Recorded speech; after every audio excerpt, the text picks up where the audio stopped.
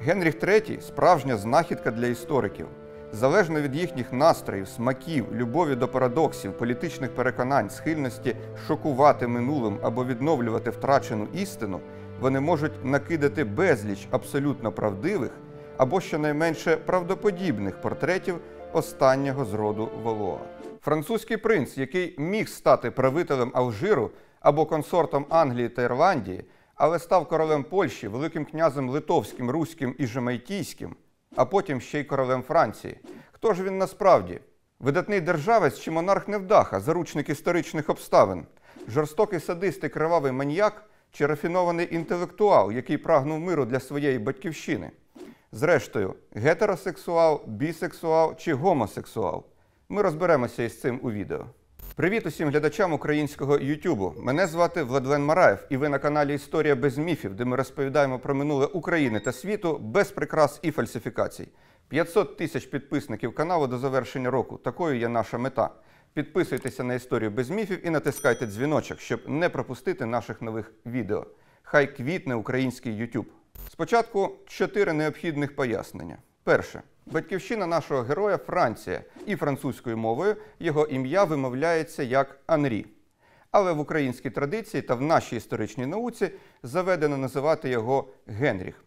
Друге. При народженні наш герой мав зовсім інше ім'я – Олександр Едуард. А ось яким чином він став Генріхом – про це трохи згодом. Третє. Олександр Едуард був лише 4-тим сином французького короля Генріха II Валуа. І від народження мав абсолютно мізерні шанси на престол.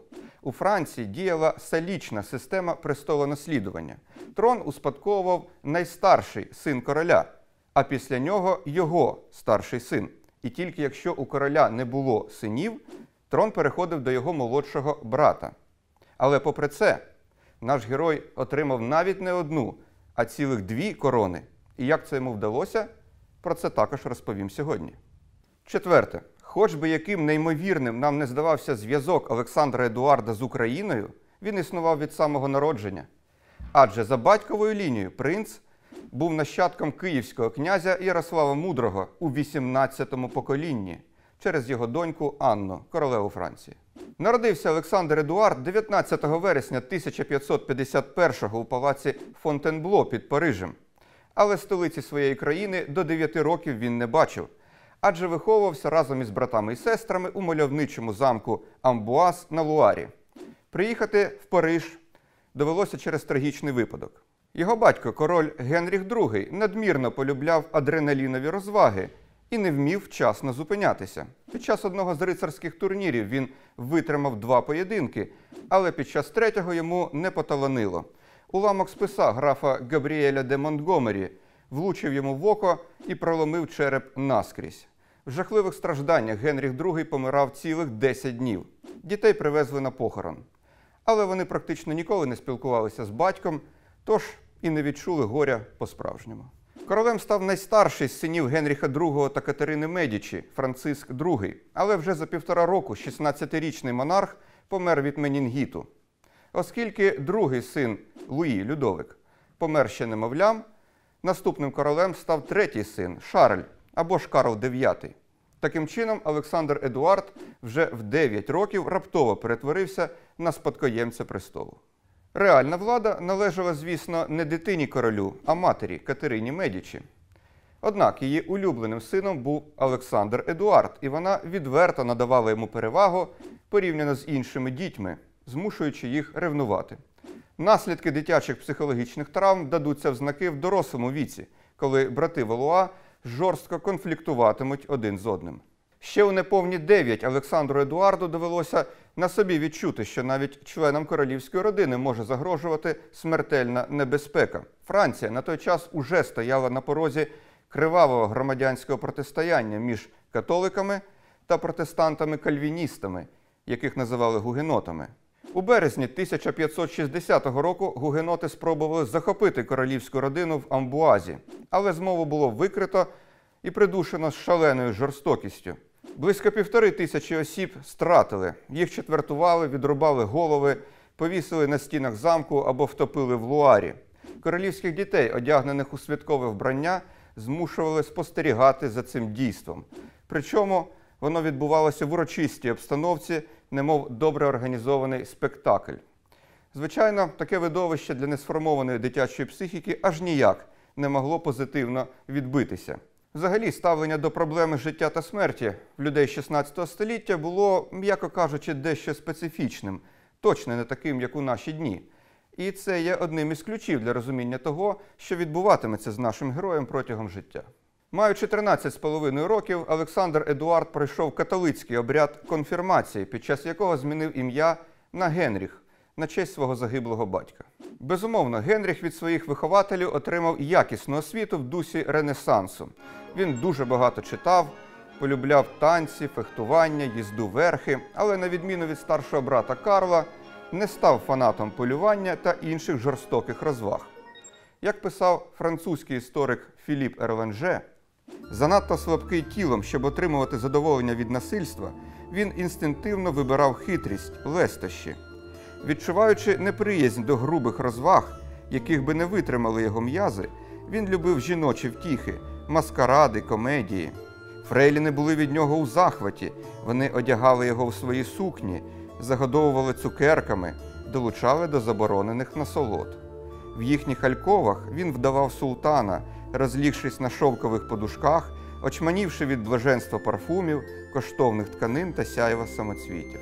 Невдовзі Генріх вперше закохався. І не в кого-небудь, а в свою молодшу сестру Маргариту, відому пізніше як королева Марго. Йому 16, їй 14. Існує версія, що між ними навіть існував сексуальний зв'язок. Базується ця версія на одному єдиному джерелі. Єпископ міста Грас якось обмовився, буцімто Маргарита під час сповіді заявила йому про брата. Він був перший, хто задер мені спідницю. Роман із сестрою тривав не надто довго, та й мати Катерина Медічі вирішила відволікти увагу сина феями зі свого летючого ескадрону. Так називали неформальний корпус, до якого належали близько 80 придворних дам із, скажімо так, дещо пониженою соціальною відповідальністю.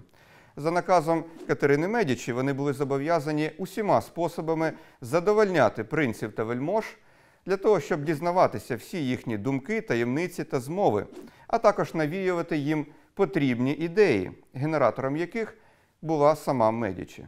На якийсь період Генріх захопився однією з найрозбещеніших шпигунок своєї матері на прізвисько Прекрасна Шатонеф. Вже згаданий сьогодні історик Ерленже писав про неї в іншій книзі. Вона мріяла коли-небудь вийти заміж за красення принца. Генріх, який мав славу цинічного розпусника, пишався своєю перемогою. Мадемуазель де Шатонеф розбурхувала фантазії безлічі чоловіків і знала, як подарувати насолоду, від якої часом у коханця підкошувалися та тремтіли ноги, як зауважували завжди пильні посли. Проте всі плани Шатонеф на принца звелися на нівець, коли той по-справжньому закохався в протестантку Марі де Клев, Марію Клевську.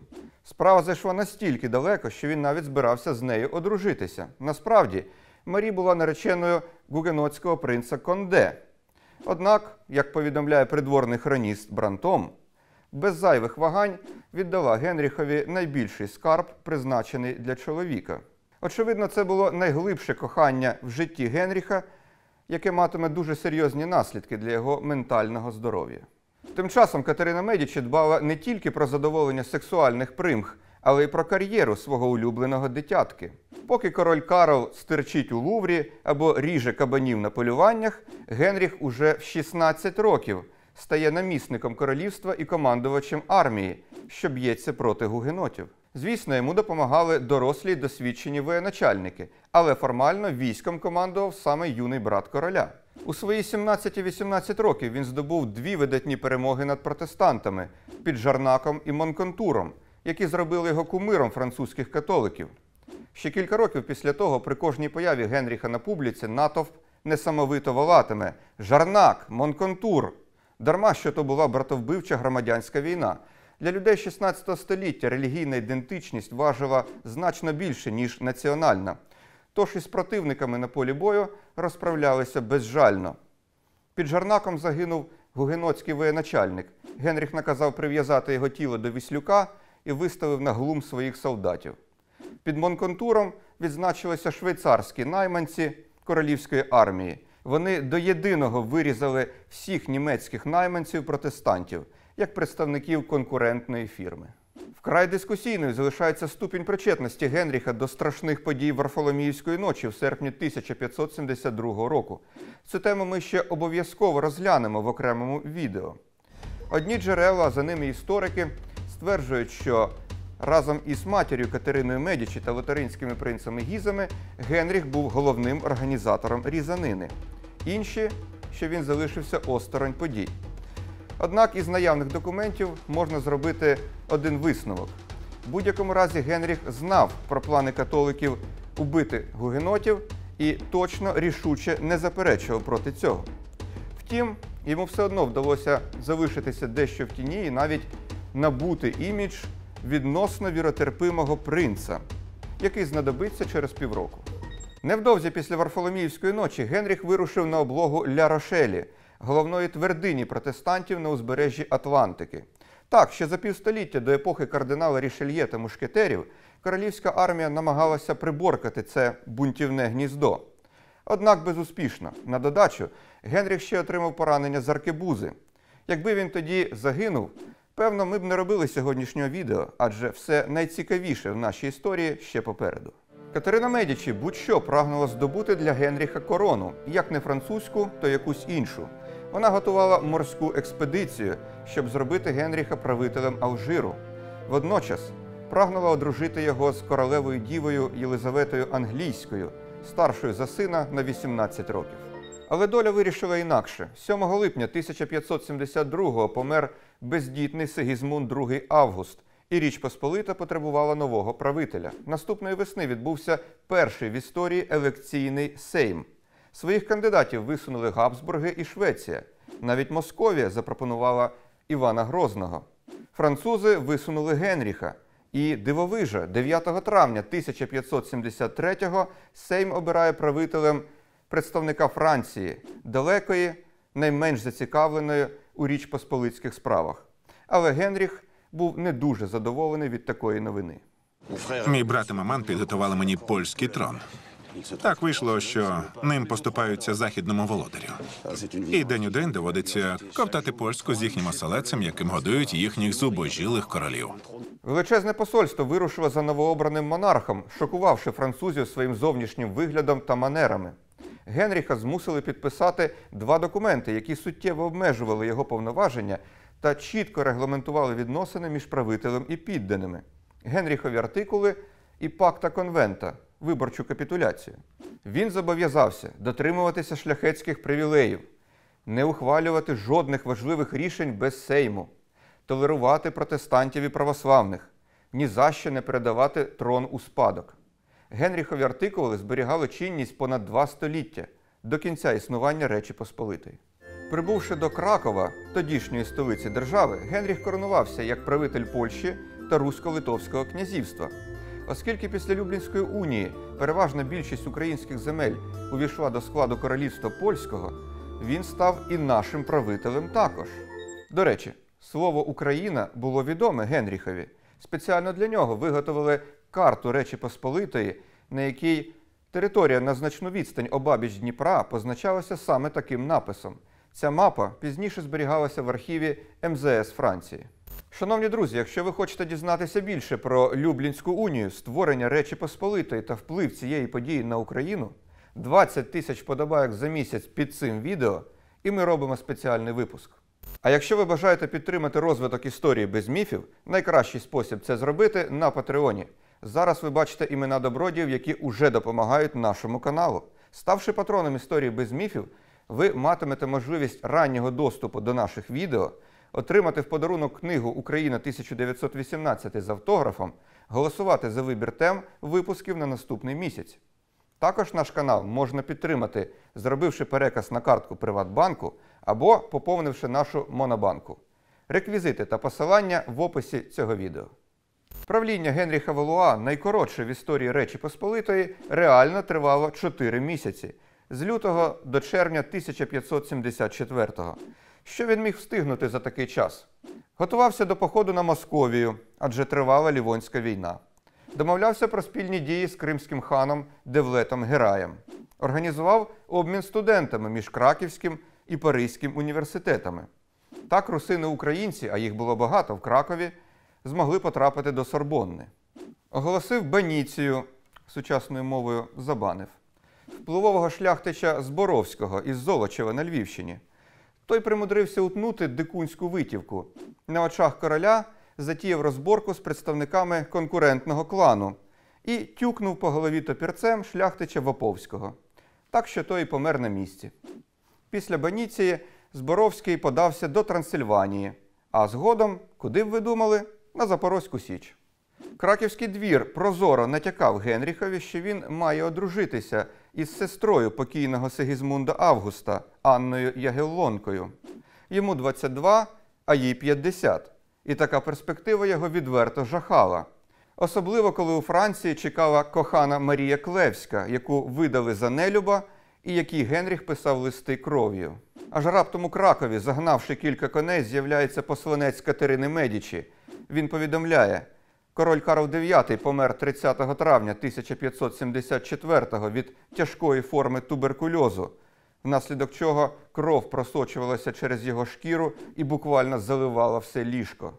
Йому було всього-навсього 23. Генріх вирішив діяти негайно. Вночі проти 19 червня він організував для шляхтичів грандіозний бенкет і, напоївши їх до поросячого вереску, втік із Кракова зі своїми французькими дворянами. Вранці, не знайшовши монарха та потерпаючи від дикого похмілля, шляхта організувала переслідування і таки наздогнала його на самому кордоні імперії Габсбургів. Генріх пообіцяв владнати справи у Франції та повернутися. Але так ніколи не зробив цього. Даремно чекавши 1,5 року, Сейм обрав новим правителем Стефана Баторія. Але Генріх ніколи не визнав цього і до кінця життя продовжував титулувати себе королем польським та великим князем литовським, руським, жемайтійським та інших. Через півстоліття київський літописець, згадуючи правління Генріха, спромігся лише на одне влучне речення. Ця цитата настільки смачна і вичерпна, що я не можу відмовити собі в задоволенні прочитати її без адаптації до сучасної мови.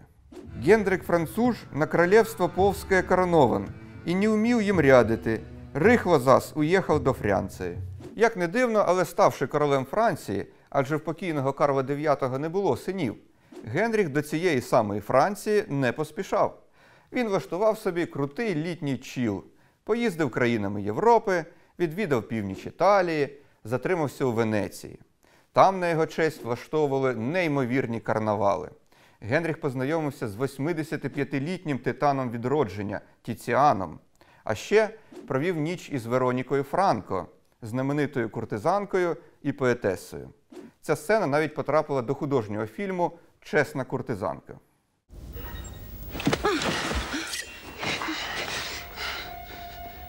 Ти чула, що про мене кажуть? Так, сір. Король Анрі – збочинець. Чого хоче король Анрі? Сліз. Чиїх? Твоїх. Коли нарешті Генріх повернувся до Франції, на нього чекала трагічна звістка. Кохана Марі, дружина принца Конде, померла під час пологів. Це викликало істерику, а потім тривалу депресію у Генріха, і з того часу його періодично охоплювала релігійна меланхолія, він втрачав інтерес до будь-яких справ і здійснював тривалі паломництва у монастирі. В лютому 1575-го нарешті відбулася коронація Генріха III Валуа в Реймському соборі, де за традицією коронували французьких монархів. Одразу після цього він взяв у дружини Луїзу Лотаринську Водемон, яку до того бачив ледве один раз. Сіра мишка, найнепримітніша з усіх французьких королев, як називав її історик Андре Кастело. Вона навіть повірити не могла, що на неї може звалитися таке щастя. Але дуже скоро воно обернулося на нещастя. Шлюб виявився бездітним. Король і королева намагалися зарадити цьому методами свого часу. Їздили лікуватися на води, здійснювали багатоденні молебні та паломництва до святих місць, займалися публічним самобичуванням, але нічого не допомагало. Радники Генріха натякали королеві Луїзі, що заради порятунку династії завагітніти можна і не від короля. Але вона відкинула цю пропозицію як безчесну. Існування династії опинилося під загрозою, адже єдиним спадкоємцем із дому Валуа залишався молодший брат Генріха – Франсуа Анжуйський. Та він взагалі не був одружений, а до того ж слабував на хронічний туберкульоз, практично невиліковну в ті часи хворобу. А наступним у черзі на престол був Генріх Наварський, далекий родич, але представник іншої династії – Бурбонів, та ще й лідер протестантів. І це в умовах перманентної релігійної війни. Династична криза зробила становище короля вкрай нестабільним. Він, хоч і католик, опинився між двох таборів. З одного боку протестанти-гугеноти, яких очолює Генріх Наварський, амбітний претендент на трон, а до того ж одружений із сестрою короля – Марго. З іншого боку – ультракатолики під орудою герцога Генріха де Гіза, який прагне будь-що не допустити гугенота на престол, бо й сам хоче його посісти. Генріхові III доводилося постійно лавіювати між цими таборами, намагаючись втримати країну від остаточного розвалу. Цю ситуацію добре відчув і змалював Олександр Дюма в романі «Графиня де Монсоро», екранізацію якого тут доречно процитувати. Я знаю. Вам нужен тиран. Вам нужна резня, вам нужна новая Варфоломеевская ночь. А я хочу мира. И при своей нерешительности ты добьешься как раз обратного. Суспільні настрої у Франції дедалі більше радикалізовувалися. І гугеноти, і ультракатолики, прагнучи прискорити падіння династії, застосували проти Генріха чорний піар в реаліях XVI століття. Розповсюджували памфлети, карикатури, епіграми. Наприклад, країною ширилися чутки. Король не може мати дітей через те, що вже після 20 років став імпотентом і приохотився отримувати насолоду тільки від пасивного анального сексу. Генріха звинувачували в тому, що він перетворив французький двір на царство Содому, а відповідно його влада не від Бога, а від сатани. Пропаганда влучала точно в ціль. Тогочасне суспільство було не готове толерувати такого правителя. Дуже швидко він втратив популярність серед католиків, набуту перемогами під Жарнаком і Монконтуром, водночас ані трохи не здобув її серед гугенотів. Чи відповідали ці чутки істині? Можна навести свідчення очевидця Агріппи Добін'є, але слід пам'ятати, що він також був противником короля і ревним прихильником протестантського табору. Один нещасний юнак мав відразу до таких розваг і вперше пішов на це зі зневолення. Король наказав юнакові взяти книгу зі скрині, і коли той нахилився, фаворити короля прищемили йому поперек кришкою. Це називалося «зловити зайця в сельце», у такий спосіб схиливши його до цього ремесла. Певним можна бути тільки ось у чому. Після сходження на престол та одруження у Генріха ніколи не було офіційної фаворитки. Натомість він оточив себе міньйонами.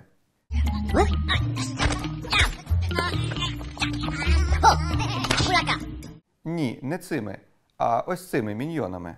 Так називали чоловіків-фаворитів короля, з якими він радився, яким щедро роздавав державні посади і в товаристві яких проводив багато часу.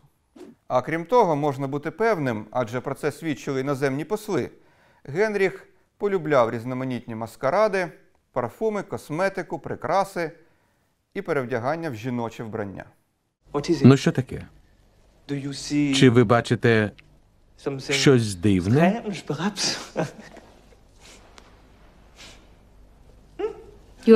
Ваша милість, на вас жіночий одяг. Так, на мені жіночий одяг. Так, на мені сукня. Я ношу такі сукні, як і моя мама, як і ви. Але я так одягаюся тільки коли я наодинці зі своїми друзями. Екстравагантність поведінки короля знаходила вияв і в надмірній любові до песиків породи бішон фрізе. Саме він запровадив на них моду при дворі. Французький історик Іван Клула писав: у липні 1586 року король виїхав із Парижа в Ліон. Там він упав в меланхолію та пригадав про свою любов до песиків. Сучасники говорили, що він буцімто витратив на купівлю цих крихітних тваринок до 100 тисяч екю. Король виносив цуциків на прогулянку в муфті або кошиках, прикрашених стрічками, на подушках із коштовних тканин. Правління країною принесло Генріхові чимало особистих трагедій. Він втрачав навіть найдовіреніших осіб, на яких міг беззаперечно покластися. Тяжким ударом для короля стала дуель міньйонів на світанку 27 квітня 1578 року в Турнельському парку Парижа. Дуелі були звичним явищем в ті часи, однак безпрецедентність поєдинку пояснювалася тим, що в ньому взяли участь не двоє, а 6 дворян, розділених на 3 пари. Особливої ж безглуздості справі додало те, що вся каша заварилася не з політичних причин, як змальовано в безсмертному романі Дюма, а через жінок. Дуель перетворилася на безжальну різанину, внаслідок якої 2 учасників, Шомберг і Можерон, загинули на місці, а ще 2, Рібейрак і Келюс, померли від ран. 5-й, Ліваро, дістав тяжке поранення в голову, однак це його нічому не навчило. Рівно за 3 роки він загинув на іншій дуелі. І тільки один учасник, Шарль де Бальзак d'Antragues, на прізвисько Красунчик Антраге, відбувся легким порізом руки. Із плином часу Генріх втратив і практично всіх членів королівської родини, а з деякими вщент розсварився. Наприклад, як із рідною сестрою Марго, в яку колись був закоханий. Всі знали про її численні бурхливі романи, але король вирішив зганьбити Марго перед усім двором. 7 серпня 1583 року під час балу в залі Каріатид в Луврі він привселюдно обізвав її найбруднішою хвойдою, яка проституювалася настільки, що злягається заради втіхи з пастухами і ремісниками. Марго довелося негайно залишити Париж, і більше вона ніколи не бачилася з братом. І чого досяг цим скандалом Генріх III? Сестра долучилася до розлогого списку його ворогів. Вона почала збирати прибічників, підбурювати провінції до непокори і навіть готувати плани захоплення трону. Коли вже пішла така катавасія, що всі воюють проти всіх, вона була готова ламати систему повністю. Жінка на французькому престолі? Чому б і ні? 10 червня 1584-го в Шато-Т'єрі помер Франсуа Анжуйський, який своїми змовами постійно отруював життя Генріху. Його звела в могилу відкрита форма туберкульозу, внаслідок якої він стік кривавим потом, точно так само, як 10 роками раніше Карл IX. Однак це був все ж таки рідний брат короля і останній спадкоємець династії Валуа. Тому Генріх оголосив жалобу і розпорядився про пишний похорон. У 1588 році громадянське протистояння у Франції сягнуло апогею. Крім війни між католиками і гугенотами, дійшло до війни між католиками і католиками. 12 травня, день барикад у Парижі, народне повстання проти короля під орудою ультракатолицької партії на чолі з Генріхом де Гізом. А за спиною Гіза стояла Іспанія, наймогутніша держава Європи, зацікавлена в повному знищенні протестантизму та в максимальному послабленні сусідки Франції. Вважається, що саме цей день і народив саме поняття «барикада», оскільки слово походить від французького позначення «діжки», а дерев'яні діжки парижани активно використовували для спорудження вуличних загороджень. Як же багато таких днів барикад буде попереду в історії Франції. Генріх III змушений таємно тікати з Парижа, наче Янукович із Межигір'я. Остановітесь! Але на відміну від Януковича, Генріх не тікає за кордон. Він залишається в країні і бореться за повернення столиці. Оскільки Гіза тепер називають неформально королем Парижа, Генріх їде в найбільший замок на Луарі – Блуа, де скликає Генеральні Штати – прототип парламенту. Але й тут більшість депутатів підтримують Гіза.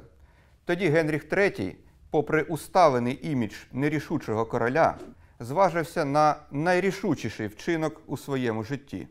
Вранці 23 грудня 1588 року він викликав Гіза до себе на прийом.